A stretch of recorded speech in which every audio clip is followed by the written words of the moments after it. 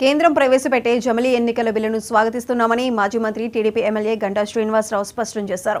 One nation one election వల్ల పరిపాలనా సౌలభ్యం కలుగుతుందని అభిప్రాయపడ్డారు.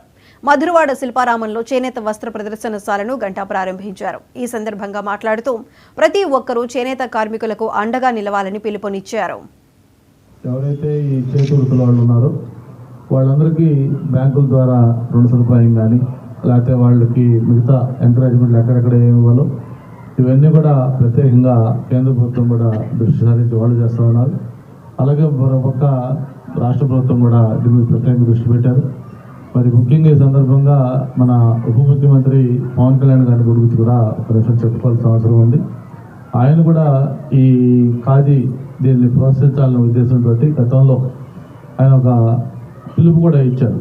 అందరూ కూడా కనీసం ఒక రోజన్నా ఖాదీ బట్టలు ధరించాలని చెప్పి అటు ప్రభుత్వ ఉద్యోగులు అటు రాజకీయ నాయకులు అందరూ కూడా ఒక రోజన్నా ఈ ప్రభుత్వ ఎంప్లాయీస్ అందరూ కూడా ఈ ఖాదీ బట్టలు వాడాలని చెప్పి కూడా గతంలో పిలిపించారు. ఆ విధంగా ఆయన కూడా ప్రత్యేకంగా ప్రోత్సహిస్తూ ఉన్నారు. అలాగే ఈరోజు